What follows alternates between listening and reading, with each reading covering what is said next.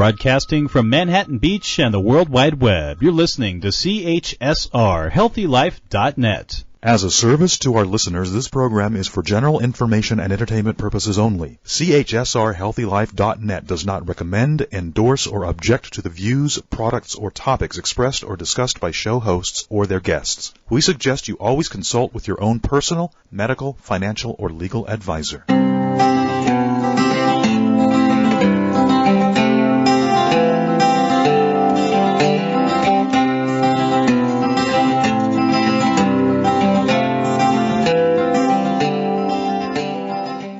Greetings. You're listening to Guiding Stars Evolutionary Astrology Radio. This is Kristin Fontana, and I'm here with Rose Marcus, my co-host. Welcome back, Rose. Thanks, Kristin. Always great for us to be together. Indeed. And we are gathering today on February 22nd. It's a Thursday, 2024. We've been talking about this triple conjunction, Pluto, Mars, and Venus in Aquarius. And before we do discuss this a little bit to set the stage for the next month, please let us know what's going on for you. Oh, thank you, Kristin. So just wanted to mention that I've done a recording for those who might be interested. I posted on my website for the pivotal transits for 2024. So if you want to get the scoop on that, take a look at the recording that I've done for, you'll see it posted on my website. So thank you for letting me mention that. Of course. Oh, my goodness. I'm checking that one. Sure. Yeah. And, of course, we should also mention the Jeffrey Wolf Green Association of Evolutionary Astrologers and our monthly lectures. And if you don't know about that, Kristin, the website address is again? It's jwgaea.org. Okay, very good. And you have a talk coming up pretty soon on Venus and Mars, is it? Yeah, that one's going to be in April, but you're next month, you're March. You're going to be with Rab from England, and you're going to talk about the sun-moon phase on the 9th of March. So that one's coming up first or soon. And I believe if you have not joined the series, you can jump in now. Absolutely, you can. And you can get the classes that were already started back in December with you and me, looking at Pluto and Mars. But if you are interested in evolutionary astrology, we love this topic. It's the planetary phases. It's a relationship between two planets in your chart. You could spend so much time just looking at the relationship between two planets. We call them aspects. And we are, you will be again, the sun and the moon. We're all familiar with that, of course, our sun sign and the moon. That's going to be just a wonderful class. And there's been other pairings that we've already had, and Jason, Holly, and I are going to do a Mars-Venus class, a relationship class, which, of course, we all love to hear more about in April. So check it out if you haven't already, or email Rose or myself, and we'll give you the info on that. Yeah. And I will also put up a recording on Venus and Mars of a workshop I recently did. That'll be posted in another week or so as well, too. So, yeah, we've got lots to support you on the journey. And for our association, anything that's passed is pretty meaty. So know that if you're just jumping into it now, there's some really dynamic talks that we have given that are available to you. So please jump on board with us. Yeah. Okay, excellent. Yeah. And, go ahead. Yeah, if I can just mention, we're on the 22nd of February today, and yesterday was the Venus-Mars conjunction. Well, you're doing the talk, and I've just done a talk on Venus and Mars. And again, that Venus and Mars conjunction, Venus and Mars are a 2-year cycle. Every 2 years, they meet up again. And this meeting of Venus and Mars at 6 degrees Aquarius, it launches a whole new cycle. Every 2 years, you renew the initiative of evolution through the dynamic of relationship, right? And Aquarius is a signature for the social climate as well, too. This year we have it's a record year for the political landscape because there's a lot of elections coming up this year. But it's relationships at all levels, as I say every time we talk about Venus and Mars, me to me, me to you, and me to us, right? It's a whole dynamic. But I also wanted to mention that Venus and Mars are the rulers of the transiting nodes, the lunar nodes, the south nodes in Libra, the north nodes in Aries. And so that makes anywhere that Venus and Mars are traveling, transiting in your own chart, particularly potent. And along with this, in the research that I've done, Pluto's just entered into Aquarius. Every 2 years, Pluto will spend 20 years in the sign of Aquarius. And in this 20-year period, Venus and Mars conjunct in the same sign that Pluto currently is in, Aquarius, happens only once during the entire Pluto in Aquarius transit. And only once are the rulers of the nodes in Aquarius, same sign that Pluto is in right now during this entire 20-month cycle. So I think that this gives an extra springboard or an extra oomph, for the Pluto and Aquarius chapter that we're all at the starting gate of, to really put a forward thrust into relationship dynamics wherever it is that you are. Aquarius is about your personal reinvention, your relationship reinvention, right? So this cycle couldn't be more important, and I can hardly wait to sit in on you and Jason coming up. Yeah. Well, gosh, this we mentioned at the last time we gathered, and to have Mars as the ruler of the North Node, being the first, Aries being the first sign of the zodiac, right? Mars ruling the North Node, our future, driving us into a new chapter.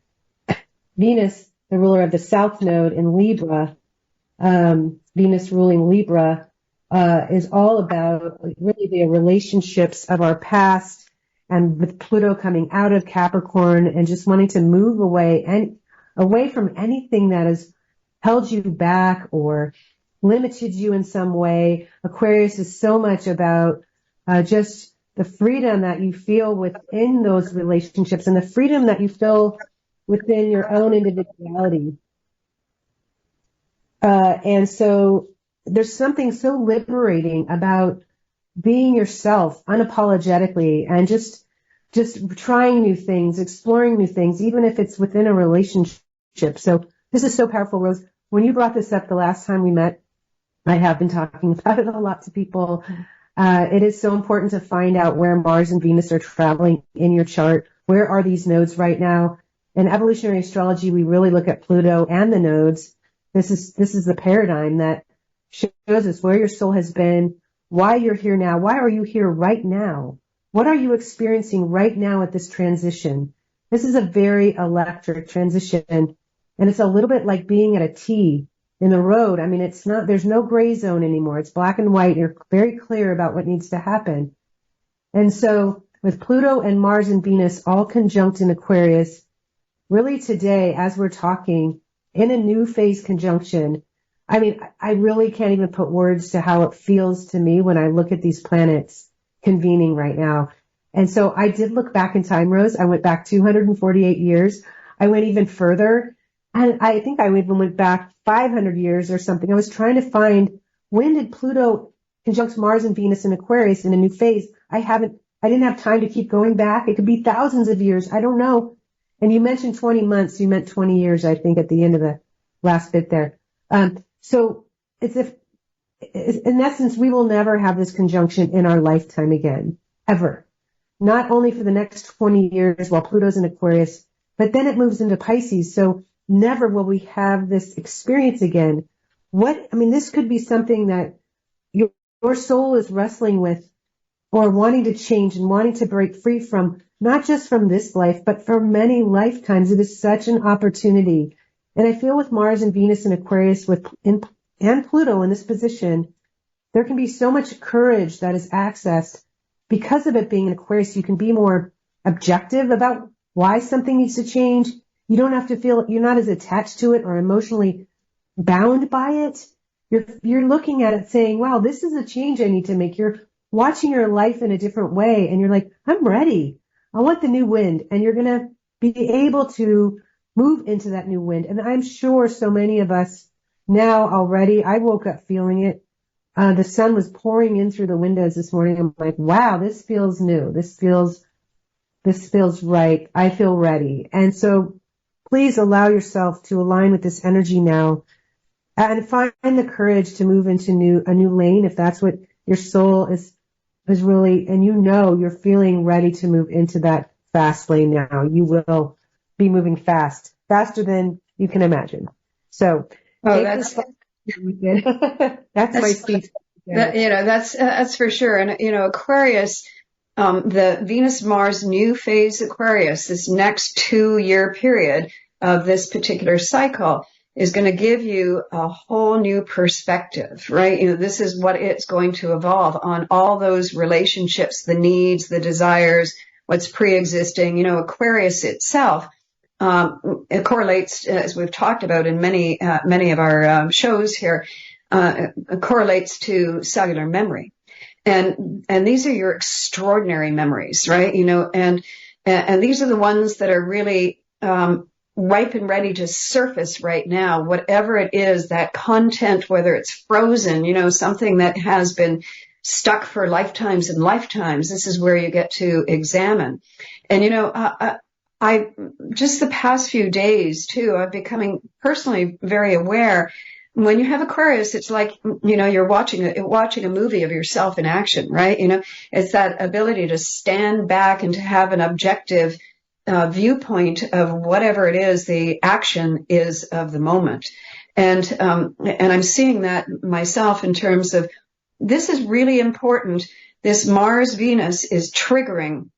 It is a very, very dynamic trigger for launching whatever the important karmic thread is that your soul is ready now to revisit and to have a new understanding of, to rearrange the deck chairs, to move in a new direction for yourself. This is so very dynamic. It's a work in progress. If you don't know what it is, I just say stay alert. And this goes along with, as we go through this show and talking about it, there's an eclipse on the 25th of March. And it's an eclipse, lunar eclipse. It's a partial eclipse. It's in Libra and Aries. The eclipses happen along the nodal axis, right? We have another eclipse on April 8th, which will be at 19 degrees Aries, and that is conjunct Chiron as well, too. Chiron is, again, another statement for pulling up those extraordinary resources, which is cellular memory, the main themes of the karmic threads that you are intending to work through. The timetable, the clock is right here, right now for doing all of this next 2 months. Dynamic. Yeah. So the reason we're talking about something today, February 22nd, I know we're just throwing our hands up in the air. Holy smokes. So why are we spending so much time on this? Because like you said, it's a 2-year cycle. Whatever's happening right now is influencing the next 2 years of your life and frankly, the rest of your life. So it's a big deal. It's important to actually find the bottom line and get to the root of what it is that your soul needs next. Mars has to do with what we desire, what we want, and Venus has to do with what we need. They are very different things oftentimes, and those two planets are ruling opposite signs, and yet they're conjunct, which is, again, like, how do you even wrap your head around this? Well, it really just becomes an opportunity to throw something off from the past. When you look at Mars and Venus ruling really both sides of the nodes, the past, the future, you're wanting to throw whatever off from the past you don't want to carry with you. It's like leaving baggage at the station that you don't want an extra suitcase. You don't have arms or space to carry on the train. Do I really need all this? Like, is this helping me? Is this serving me?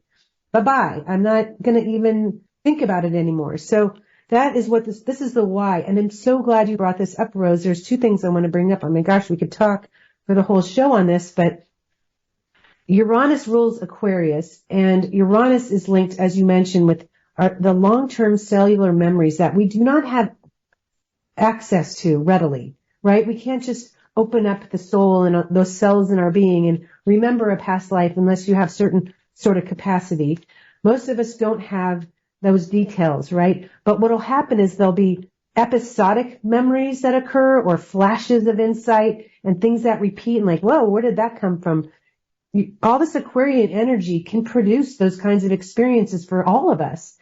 And so what happens with this Uranus-ruled triple conjunction is that it's linked with information. The information comes through from all the memories that you've repressed over time, like you said, or most, or an abundance of, will surface now. Anything that you've repressed, and it can feel traumatic, it can feel nerve-wracking, your nervous system can be affected by it, but you are able to, like you say, examine what's coming up now more objectively, so let it happen. The second way this information comes forward is the unlocking of these memories from ourselves that naturally come to the surface. So it's not necessarily the repressed kind of information, but it can come up more naturally and just surface suddenly. And it's almost like having a memory from your past that maybe you weren't ready to ever look at before. That probably is a repressed memory if it's not comfortable. If it's a positive thing, it wasn't necessarily repressed. It just, you weren't meant to see it yet, right? And then the third type of information is all of this Uranian information that is meant to come in that is linked to your larger future. Like it's that innovative information that's coming in. How can this information now lead you forward? What great ideas do you have? How can you make your relationship better because of new ideas that you have? You're reinventing your relationships, not only to others, with others, but to yourself. So there's 3 ways that this information can come in and can surface, and it's transformational. This is really much more than just about now.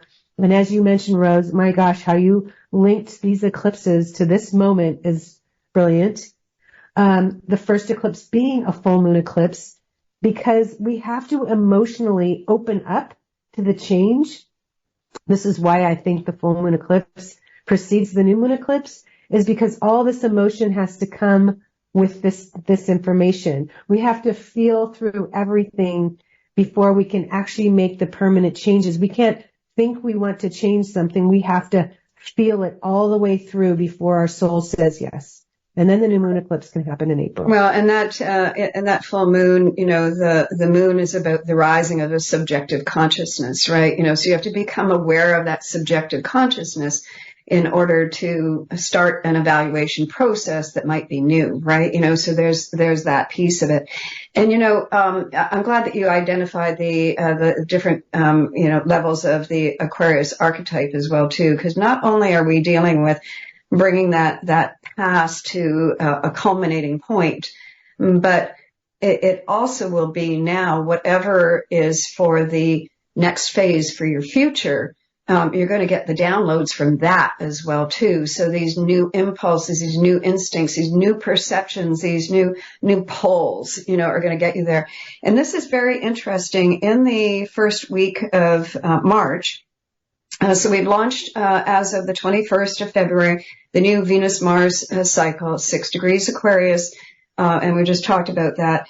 And when we come to the 3rd of March, Venus will be in a square relationship to planet Uranus, which is all about that cellular memory and awakening, and it's a corner turn.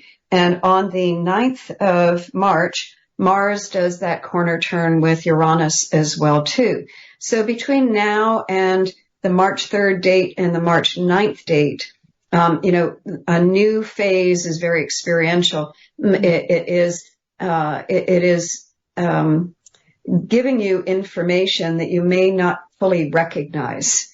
And these two, the March 3rd, the March 9th, the aspect, the 90-degree angle is a last quarter square between those two planets, Venus, Uranus, Mars, Uranus. And what that does is a shift of consciousness, right?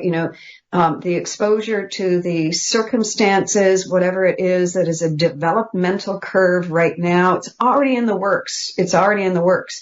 You might come to some fresh insights, some fresh impetus, some new way of evaluating, new way of seeing. Again, Aquarius is all about that objectivity, about being able to take a look at it from a different perspective.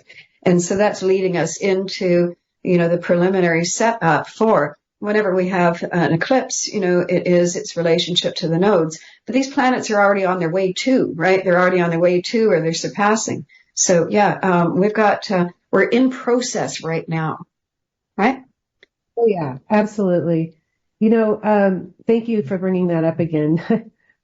As I just mentioned, Uranus rules Aquarius. So to have Mars and Venus in Aquarius squaring the ruler Uranus, that is really gear changing. It can be a sudden pivot, and it can be illuminating. It can be an awakening. It can set you free. It can put you under stress for sure. It can put a relationship under stress, but it can also produce incredible speed and movement that you enjoy. So, allow the energy to reveal itself to you, to reveal what it's wanting you to change and to address. I mean, it will do it for you. It's like, you're on this ride, you're in this wave. So it's not like, you're going to have a choice in some cases when Uranus and Mars square in particular. I just wanted to say one thing as well, too. The Capricorn archetype and the repression and the past and so on, it's a denser vibration. It's heavy. The pull backwards is so dynamic. And so it's just a point to make in terms of when you're standing on that threshold and trying to figure yourself out next, we tend to fall backwards instead of leap forward. And if you just take a pause, if you could just hold still for, for a count to 3, you might make a different choice. Oh, wow. That's so good, Rose.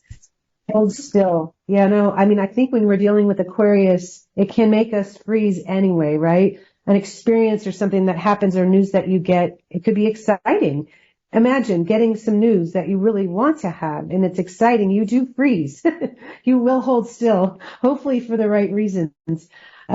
We sped ahead, but I want to come back to the end of February briefly because we do have leap year this year.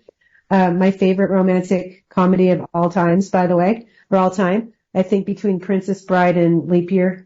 I did have a teenage daughter, so, I was able to watch a lot of these and enjoy them. But a wonderful happy ending, if you're interested. But the 28th and the 29th, of this month, we do have the Sun and Saturn and Mercury all conjunct in Pisces while forming a sextile to Jupiter. And so, boy, that energy changes quite a bit, or actually it just brings more emotion into the setting and the scene.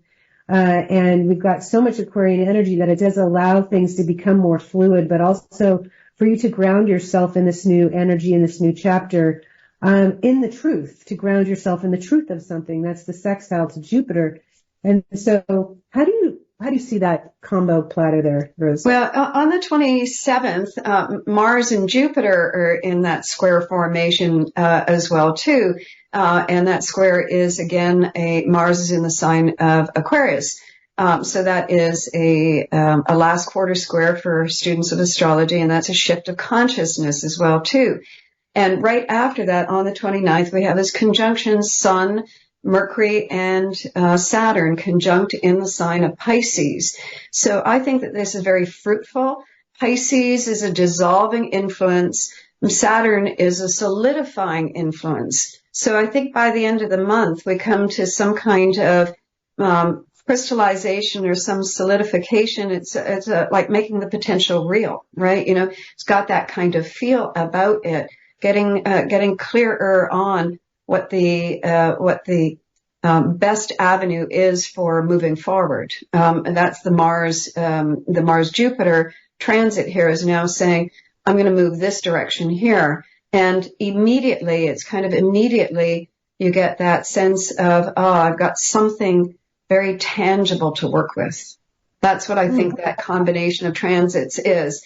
Exploring your options, deciding that it looks like the direction forward might be moving in this way. That's going to be intuition speaking, impetus speaking, instinct speaking. I feel pulled this way.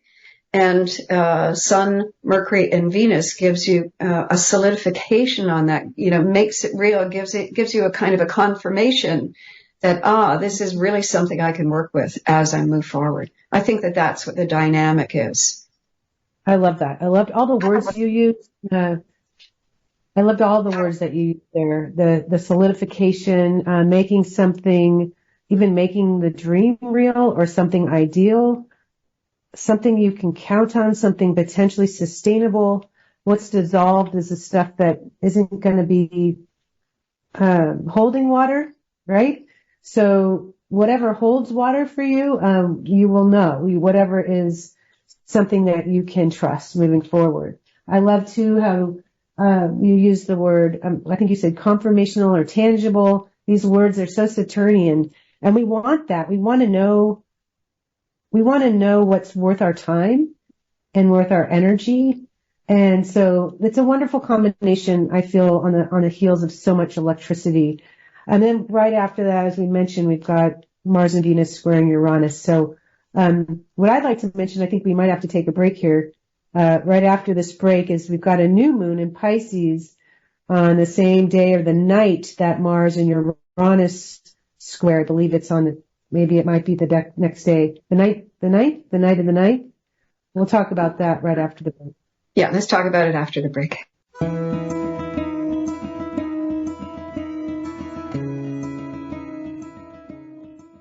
Find out about Kristin Fontana and get your free weekly astrological forecast on her website, KristinFontana.com. Read articles written by the founder of evolutionary astrology, Jeffrey Wolf Green. Evolutionary astrology is a spiritual perspective astrology from Pluto's point of view, and what a view it is. You can even order a detailed, personalized chart that tells you about your past, present, and future. You'll also discover where and when Kristin's upcoming conferences, workshops, and appearances will be on KristinFontana.com. That's Kristin, Fontana.com. Okay, you're stressed. You need a little R&R. Wouldn't going to a spa help? There's all kinds of spas, too. Destination spas, medical spas, day spas, even dental and mobile spas. Where do you find the right spa at the right price? Oh, no, more stress? Well, not anymore. Visit spafinders.com. At spafinders.com, you'll find everything you need to know about spas from around the world. So de-stress. Click on spafinders.com right on our homepage.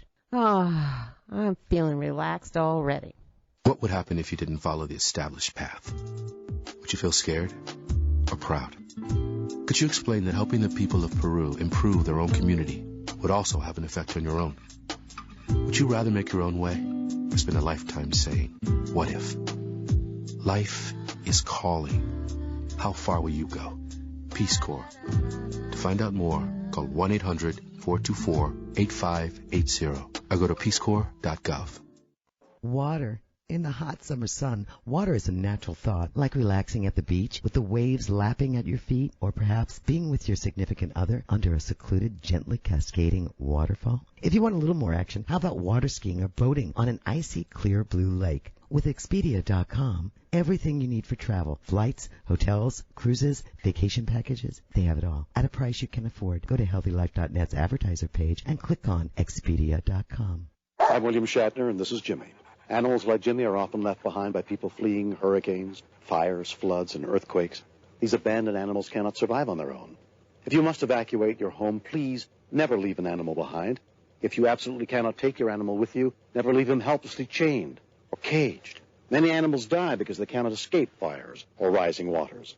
Animals need your help. Thank you. Call PETA today, 757-622-PETA. HealthyLife.net, the positive radio network.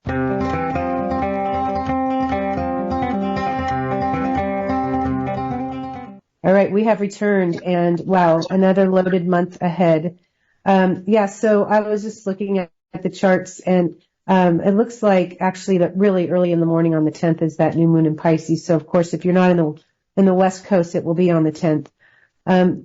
Did I skip any big transits before we get to that? No, I just wanted to say that what we were talking about before the break, the Jupiter-Mars square and the Sun-Mercury-Saturn conjunction can give you a quick confirmation, that whatever you're choosing seems to be hold good water.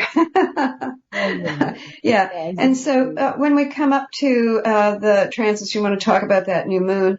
I just mentioned the 3rd and the 9th, but on the 9th, Mercury will move into Aries, but before it does, on the 8th, it's in the morning on the 8th, Mercury is conjunct Neptune. So by the time we come to the end of that first week, Mercury, Neptune, it's about going with the flow, right? It's about giving into the creative and doing a little bit more imagining or relaxing into it, perhaps doing that as well too. Now, having said that, Mercury, Neptune, maybe you can't see your way clear, or you're a little confused, or it can be an energy drain as well too. It can be all of that, but right behind that, still on that day, I mean, I've been saying it. Maybe it'd be a good day to ditch out of work early, or take Friday off. But just behind that, Mars is building to that square with Uranus, so the energy will still keep electric, I think, through that end of the week. So Mercury moves into Aries on the 9th, same day that Mars and Uranus are conjunct. On the 10th, we have the new moon. And on the 11th, we have the new moon in Pisces. It's 2 a.m. on the 10th, so it's very early on Sunday. And by the way, the 10th for us here in North America is daylight saving as well too, right? So change your clocks. And then on the 11th, Venus moves into Pisces. So we have the 8th, 9th, 10th, and 11th as a run of stars. Well, one thing I like about this new moon, it's at 20 degrees of Pisces on the 10th, is that it's sextiling Uranus. So if you track this energy, there's this combination of Pisces, Aquarius, back and forth, right? And the new moon just in Pisces, sextiling Uranus is also another validating energy. It could be another breakthrough, another step forward. You make a contact, you feel the movement, you feel inspired, and you make a connection maybe with somebody that helps you lead a vision you have forward. It could be any number of things along these lines. When we're looking at Uranus, it can be very unexpected. Of course, it's still squaring Mars at the time, but it is also sextiling the new moon. So these energies do offset one another. I think that the Uranus-Mars square can feel agitating leading up to the new moon on the 9th, very much so. Maybe you're anticipating something or waiting on someone, not sure what's going to happen, or maybe you're just anticipating something that you don't even know what it is.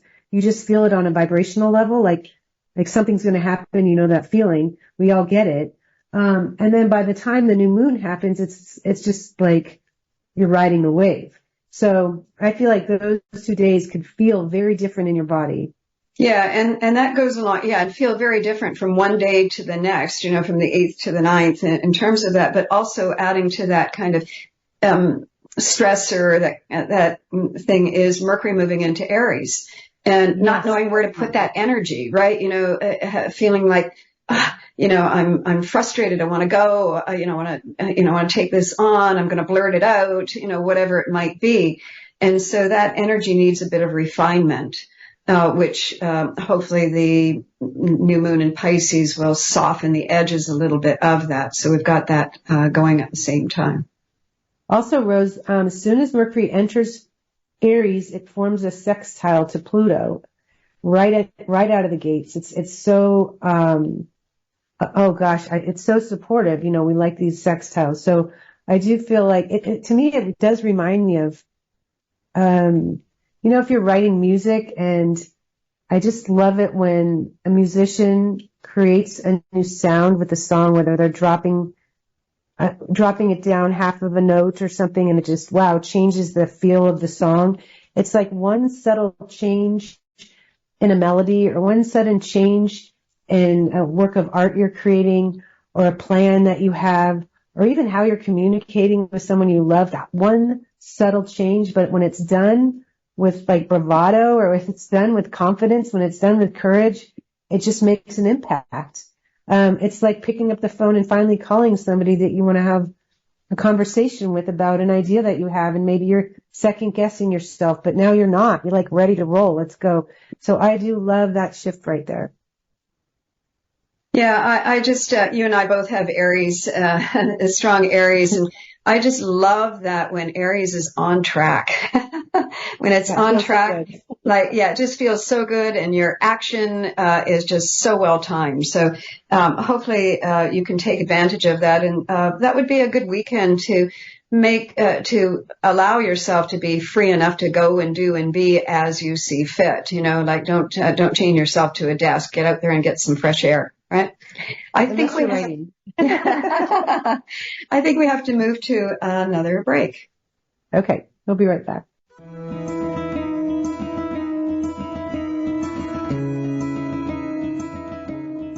Find out about Kristin Fontana and get your free weekly astrological forecast on her website, KristinFontana.com. Read articles written by the founder of evolutionary astrology, Jeffrey Wolf Green. Evolutionary astrology is a spiritual perspective astrology from Pluto's point of view, and what a view it is. You can even order a detailed personalized chart that tells you about your past, present, and future. You'll also discover where and when Kristin's upcoming conferences, workshops, and appearances will be on KristinFontana.com. That's Kristin Fontana.com. Have you ever wondered why you are here on this planet and what the point to all of this is? Evolutionary astrology is a natural science that allows for an understanding of the evolutionary journey of the soul from life to life. Evolutionary astrology provides a vehicle to understand prior life dynamics that have led to the reason and purpose for the life you live. It offers a depth of information and insights about each person that no other type of astrology can provide. As Jeffrey Wolf Green, the founder of evolutionary astrology, says, for those who wish to unveil the depth of who you actually are, I would highly recommend that you seek out qualified evolutionary astrologers such as Kristin Fontana and other graduated students of the School of Evolutionary Astrology. For those who are considering becoming an astrologer to make it a natural career, I'd recommend that you consider Jeffrey Wolf Green's School of Evolutionary Astrology, where it will assist you in answering and your clients answering a big question. Why am I here? Thanks for listening, and God bless. Okay, you're stressed. You need a little R&R. Wouldn't going to a spa help? There's all kinds of spas, too. Destination spas, medical spas, day spas, even dental and mobile spas. Where do you find the right spa at the right price? Oh, no, more stress? Well, not anymore. Visit spafinders.com. At spafinders.com, you'll find everything you need to know about spas from around the world. So de-stress. Click on spafinders.com right on our homepage. I'm feeling relaxed already. Whether you're taking a short trip or traveling across the world, Magellans.com is the world's most trusted source for travel, and they guarantee 100% satisfaction. They have everything you need to make travel just a bit more pleasurable. Who doesn't like that? They have travel alarms, clothing, the best luggage, wallets, everything you need except the ticket. Visit the advertiser page on healthylife.net and click on Magellans Now. You will not only see their travel products, but get a free catalog and read articles with tips on how to make your travel easier. Visit the advertiser page and click on Magellans Now. HealthyLife.net, where positive overcomes negative.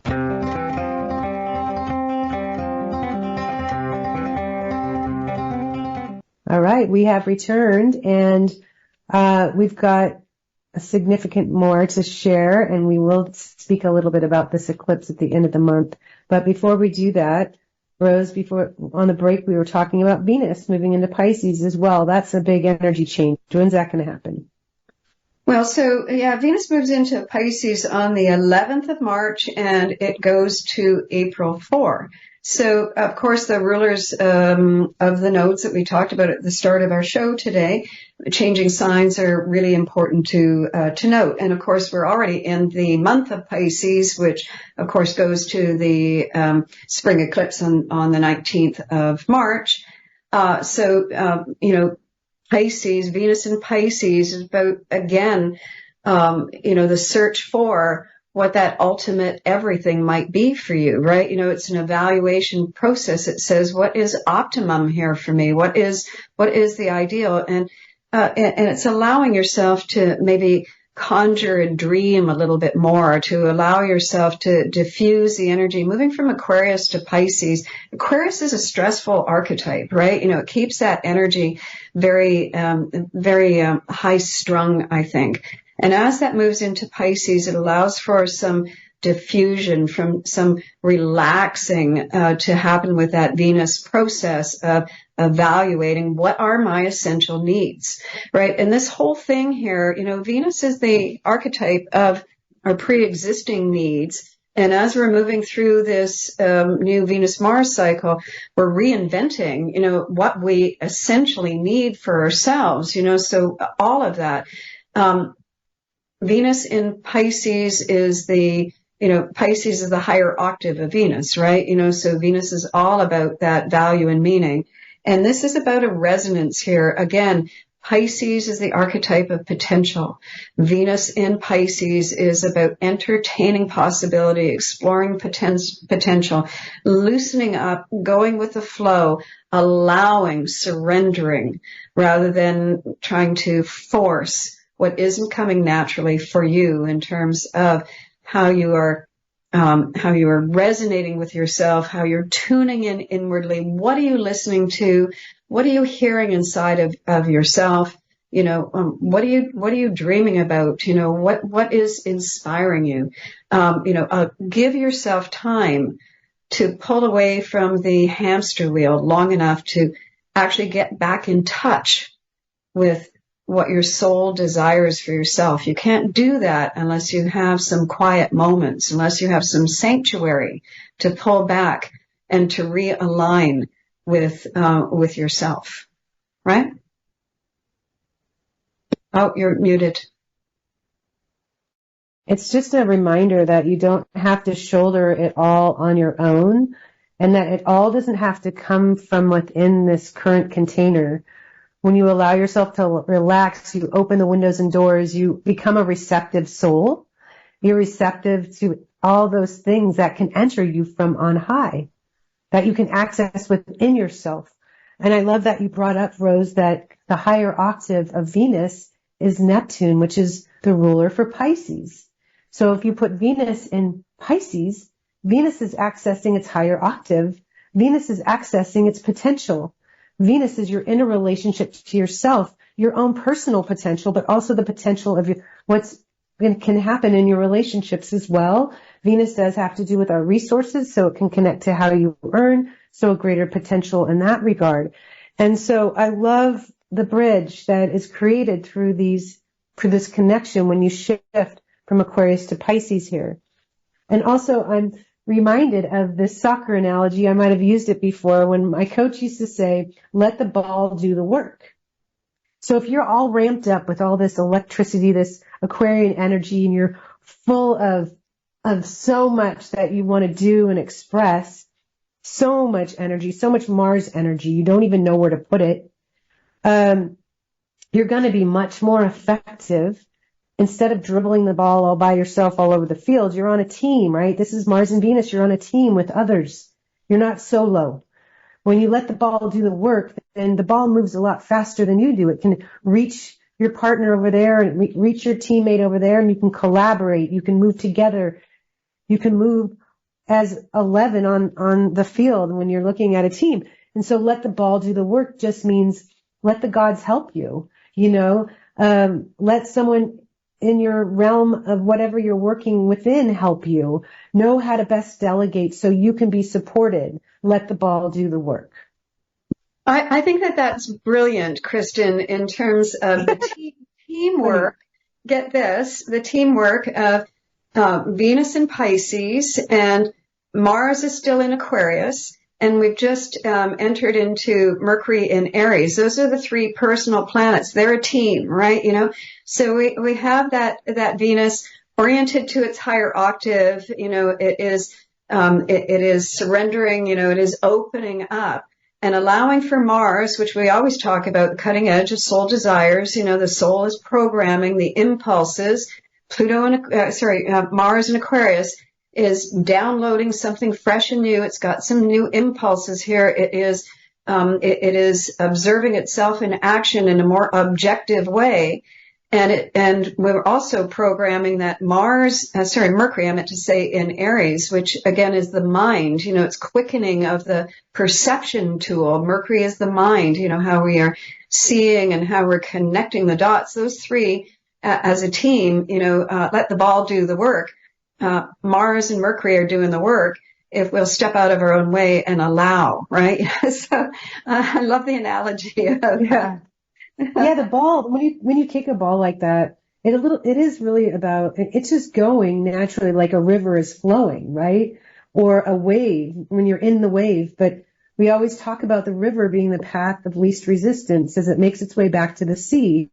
It's not fighting the tide. And so when you do surrender with Venus and Pisces, and when you surrender to the wave or you surrender to the river, and the water, which is the emotion within it, and you don't fight it. You don't fight it. When you let the ball do the work, it just rolls. You give it a knock and it goes. So it's effortless, actually. It takes so much less energy. You don't have to force a thing. You just flow.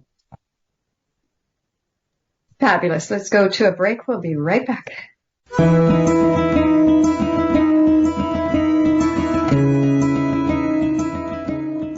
For all your live or pre-recorded webcasting needs, come to earthchannel.com. Get your web-based message out to a select group or the whole world. It's easy. A pioneer in webcasting, earthchannel.com provides the best products and services to big corporations and government users. And now, the same technology is available to you. They have the best earthcast encoders, servers, and products to meet your technical needs. But wait, don't want to mess with technical stress? No problem. They'll do it for you. earthchannel.com is your answer.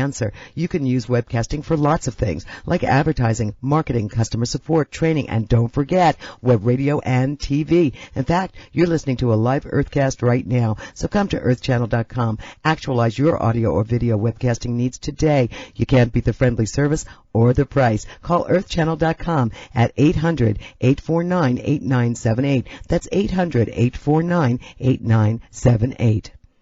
Find out about Kristin Fontana and get your free weekly astrological forecast on her website, KristinFontana.com. Read articles written by the founder of evolutionary astrology, Jeffrey Wolf Green. Evolutionary astrology is a spiritual perspective astrology from Pluto's point of view, and what a view it is. You can even order a detailed personalized chart that tells you about your past, present, and future. You'll also discover where and when Kristin's upcoming conferences, workshops, and appearances will be on KristinFontana.com. That's Kristin, Fontana.com. When you need a positive point of view, turn to HealthyLife.net, your 24/7 radio network for a better future.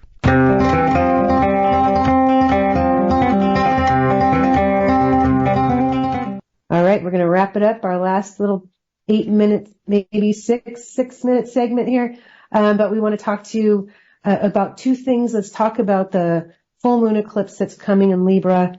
And also, I want to remind everybody, as of January 26th, all the planets are moving direct, still are, have been, and will continue to until the end of March.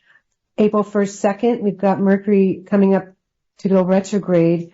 But we've been enjoying this forward movement, even though it's been a little wild, and we will continue to do so through March. So take it from here, Rose. Let's talk about this eclipse. Now, the eclipse is a partial eclipse, and it's kind of fainter in terms of the astronomy end of it. But it will be potent on your chart if you have a direct contact with the eclipse. But suffice to say, and it's 5 degrees, 5.5 degrees of Libra Aries. The moon is conjunct the south node, and that's in a culminating or balsamic relationship. And the sun to the north node is also in that culminating or balsamic relationship. So this is bringing something, to a peak. And also during the eclipse, by the way, Ceres is sitting in square to the nodal axis as well, too. So again, the fact that the sun and moon are aspected, in close relationship to the nodes is bringing something that is, the nodes are always bringing the past forward, the important content from past lifetimes forward, the work to be done right now, right? And so whenever we have that Libra Aries here, it is to evaluate in some kind of new way what you need for yourself and how you show up in relationship, right? So I already see this dynamic happening with clients and, what I'm observing right there as well too. And it is how can you find that middle ground, or how can you collaborate, cooperate, and still maintain self-autonomy within all of that as well too, right? So this is a dynamic that is really quite potent. There's Chiron's been aspecting the North Node as well too, and I just think that there is whatever it is that you're dealing with over this couple of months, and remember that eclipses are like plucking a string of a musical instrument. I say this all the time. It's already operational beforehand, and this is setting up for the total solar eclipse on April 8th, which is at 19 degrees with Chiron at 19 degrees. So this is really an extraordinary setup between these two eclipses of relationship dynamics. It is, Libra is the extremity. It's being able to, it's having gone to one extreme and now needing to come back to center, come back to yourself and figure that one out. So I think that this dynamic is already in play with what we see, just in terms of, all relationships. What would you say, Kristin? How are you looking at this? Well, as I mentioned, that because I really do feel that to have a lunar eclipse first, it's kind of nice that it's a partial. Hopefully it won't be totally overwhelming in that way, but it's in Libra, so it's going to show you where things are imbalanced, because you're going to be feeling it emotionally, and you're going to be feeling it more maybe than you usually do. The things that you used to tolerate, you won't anymore. And so it's just showing you where you need to have more give and take, and where you need to ask for what you need. And obviously within that window, it's going to give you an opportunity to make those changes during this eclipse window. There is a ripple effect. This thing does continue on, and it is very much a tuning fork kind of energy. So when the total solar eclipse happens in Aries, Rome wasn't built in a day, right? So all the changes are not going to be taking place right away, or they're not going to be some perfect unfolding. We can also feel upset or angry if these things aren't changing in the way that we'd like with so much Aries energy, or maybe our wounds become really they just become so obvious to us during the eclipse, right? And so then we're ready to heal what's surfacing at that time. How do you see that? I know we want to talk more about this eclipse at the next show, the Aries energy, but real quickly, because you do a lot of work with Chiron, and for this to be conjunct the eclipse, what do you see with that? Well, Chiron is, it's an archetype of fate and destiny, and the eclipse itself. The lunar eclipse on the 24th, it's a key person, key circumstance, key event. And you may be already in process dealing with something. When I'm looking at this, I have to say, I meant to say this earlier, from the 11th to the 17th of March, Venus is on the move. On the 17th, we have a Sun-Neptune conjunction. And this is a whole creative process that's in development before the eclipse happens, right? And at the time of the eclipse, this is coming into fuller awareness. This is exactly it. We mentioned this at the beginning of the show. Full moon is the raising of the subjective consciousness. In Libra, it is seeing that imbalance, seeing where the enmeshment is. There's perhaps a situation where you feel that you've been pulled into something, and is how do you extricate that so that you can, separate yourself from the circumstances. And I think that the point with this, with Chiron and Aries, it's your unique path. It is, it's a degree of separation here that you have to extricate yourself from that enmeshment, from the involvement there. And, despite the fact that there may be some dysfunction in that relationship, there may be that imbalance, there may be something that is unable to be corrected or healed or fixed. It's not so much about that involvement, but about your own actions, how you process for yourself, what you learn about that. It all comes back to me, myself, and I. So I think that that's the important piece of that, of Chiron being aligned with the solar eclipse.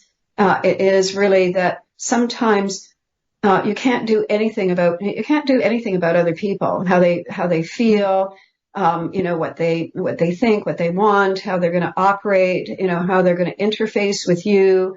You can't do very much about that, but you have to come back to yourself. You have to be true to yourself. You have to function in a way that is best for you. And, with the Chiron, sometimes it's no pain, no gain. Maybe I want to be over here. Maybe I want to be with you. Maybe I want to team up with you. Maybe I want to, but I'm finding that I just can't, I can't live with the criteria, whatever that might be. So it means that I'm going to have to go my own way. Right. I think we just talked about that before on air. Of something of that is like, I really do want to do this, but I can't sacrifice myself in the process. Absolutely. What else is happening? And we will talk about this at the end of March, but Mars, which rules Aries, it rules the eclipse, it rules the transiting North Node, it rules Mercury in Aries, Chiron in Aries, Venus in Aries. Good Lord. Mars is balsamic to Saturn in Pisces on that day. And so there is, it's as something new is beginning, something also is finishing, linked with old dynamics or places where you felt like you were sacrificing perhaps too much of yourself in a situation or giving too much, going too far. So there is a healing closure energy, and it really is taking charge of your path, of your journey, of your joy, ultimately of your evolution. And so that is a powerful eclipse, and it will affect very strongly your choices in the next 6 months of your life. Yeah, and just one last thing to say about the Chiron and the Aries, it is like you're standing right at the breaking point, right at that dividing line, right? Wow. Yeah. That's so great. That's big. We have gone way over time with today's show. Okay. The dividing line. The dividing line. That's exactly that Chiron and Aries. Wow. All right. Well, the split, the dividing line. Yeah. You have a way with words, Rose. I gotta say, I love hearing your insights. I love sharing a space with you. I love sharing all of this with all of you listening. And I just feel us all in the same orbit, all wanting the same things for one another. Please connect, through the sphere of energy, and elevate this place. We have so much within our disposal to make a difference, even with our thoughts and our actions and our energy. You don't have to be face to face with someone. Let's just work to raise the vibration here. We need it more than ever. And I can't wait to reconnect with you next month. Amen. Amen. Hallelujah. Namaste.